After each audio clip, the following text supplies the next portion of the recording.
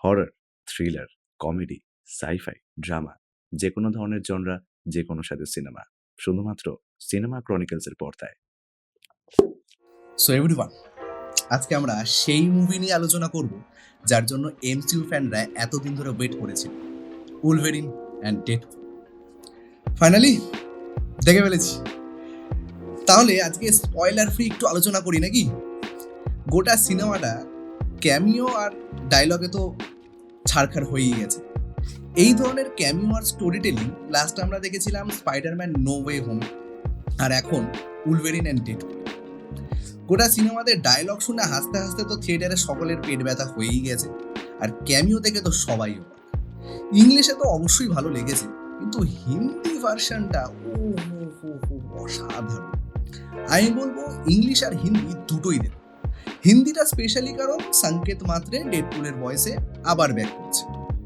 তাহলে একটু সিনেমা নিয়ে আলোচনা করি। দেখো, মনে হচ্ছে এই মুভি নিয়ে পুরোটা বলেই ফেলি, কিন্তু না, এইটুকু কন্ট্রোল তো করতেই হবে। মুভিটা শুরু থেকে ভীষণ এঙ্গেজিং, একটা করে সিন এগোতে থাকে। মুভির ততই তোমরা ডেপথে ঢোকা শুরু করবে, আর একটার পর একটা কিন্তু সিন বাই সিন ক্যামিও আসতেই থাকছে। মুভি নিয়ে ছোট করে বলি, ট্রেলার দেখে আমরা এটুকু বুঝেছি ডেডপুলের দায়িত্ব ওর পৃথিবীকে বাঁচানো, ওকে টিভিএতে আনা হয়েছে। এখন ওর কাজ উলভেরিনকে খুঁজে বার করে উলভেরিনের সঙ্গে ওর পৃথিবীকে রক্ষা করতে হবে। না কার থেকে? এই সিনেমার যে মেইন ভিলেন কাসান্ড্রা নোভার হাত থেকে। চোখের পলক ফেললেই মনে হবে এই রে, কোনো সিন মিস করে গেলাম না তো। দেখো, লাস্ট যে সিনেমাগুলো বেরিয়েছে, যেমন ধরো end game, no way home, এই সিনেমাগুলো কিন্তু প্রচন্ড হাইপড একটা সিনেমা ছিল। কিন্তু এই উলভেরিন আর ডেডপুল কিন্তু এই সমস্ত হাইপকে ক্রস করে গেছে। একটা ছোট ইনসাইডার নিউজ দিই, এই উলভেরিন অ্যান্ড ডেডপুলের যে ট্রেলারটা, সেটা কিন্তু ইউটিউবে 24 ঘন্টায় সব থেকে হাইয়েস্ট ওয়াচড ভিডিওর যে রেকর্ড, সেটাকে কিন্তু ছাপিয়ে ফেলেছে। ওভারঅল মুভিটা 2 ঘন্টা 7 মিনিট মতো, আর মুভিতে যেরকম ইমোশনস আছে সেরকম কিন্তু ফানি ডায়লগসও আছে। আর অ্যাকশন নিয়ে কি বা বলবো, আফটার অল ইটস মার্ভেল। শুরুতে যে ক্রেডিট সিনটা দেখানো হয়েছে সেটা কিন্তু অসাধারণ। আর টিভিএ মানে দ্য টাইম ভ্যারিয়েন্স অথরিটি আর পোর্টালকে এই মুভিতে যেভাবে প্রেজেন্ট করা হয়েছে সেটা অবভিয়াসলি এন্টারটেইনিং তো বটেই, আর এর থেকে এটাও বোঝা যাচ্ছে ফিউচারে মার্ভেল কিন্তু বিশাল বড় কিছু প্ল্যান করছে।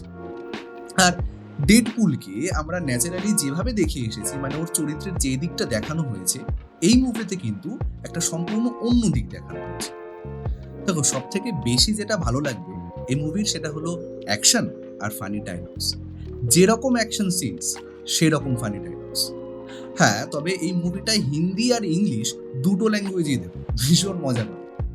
আর অবশ্যই এই মুভিটা দেখার আগে ডেডপুল আর উলভেরিনের পুরনো মুভিগুলো কিন্তু অবশ্যই দেখো, না হলে কিন্তু এই মুভিতে এমন অনেক কিছু দেখানো হয়েছে যেটা এই পুরনো সিনেমাগুলো না দেখলে কিন্তু কিছুই বুঝতে পারবে না, ঠিক আছে?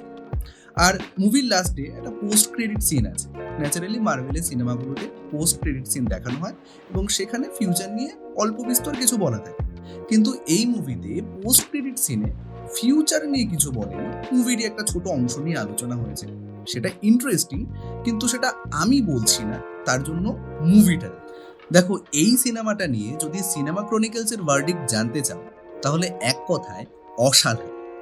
আর মার্ভেলের এই মুভিটাকে প্রপার এক্সপিরিয়েন্স করতে গেলে কিন্তু থিয়েটারে গিয়ে 3Dতে দেখতে হবে, তাহলে এক্সপিরিয়েন্সটা অ্যাকচুয়ালি পাবে। আর টিভিএ আর মাল্টিভার্সের কনসেপ্ট তো এখন ক্লিয়ার হয়ে গেছে। এখান থেকে এটুকু বোঝা যাচ্ছে, ধরো কোনো ক্যারেক্টার কোনো মুভিতে তার স্টোরি শেষ হয়ে যায় যদিও, তাহলে কিন্তু সে মাল্টিভার্সের থ্রুতে যে কোনোভাবে ফিরে আসতে পারে।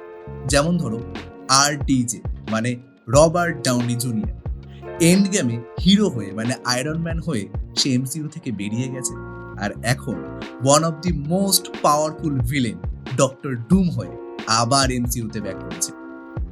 এই মুভিতে অনেকগুলো ক্যামিও তো আছে, যেমন ধরো ক্যাপ্টেন আমেরিকা তো তোমরা সবাই দেখেছো। না থাক, এর থেকে বেশি বললে স্পয়লার হয়ে যাবে, স্পয়লার তো দেবো না। আর মার্ভেল কিন্তু অলরেডি তার আপকামিং মুভিজ নিয়ে অ্যানাউন্সমেন্ট করে ফেলেছে, তার মানে আগামী বছরগুলোতে কিন্তু বিশাল বিশাল ধামাকা অপেক্ষা করছে। So wait for it. তাহলে আজকের ভিডিওটা এই পর্যন্ত। ভিডিওটা কেমন লাগলো সেটা কমেন্ট করে জানাও, ভিডিওটাকে লাইক করো, সবার সাথে শেয়ার করো, আর সিনেমা ক্রনিকলসকে কিন্তু সাবস্ক্রাইব করতে ভুলো না। তাহলে দেখা হচ্ছে পরের ভিডিওতে।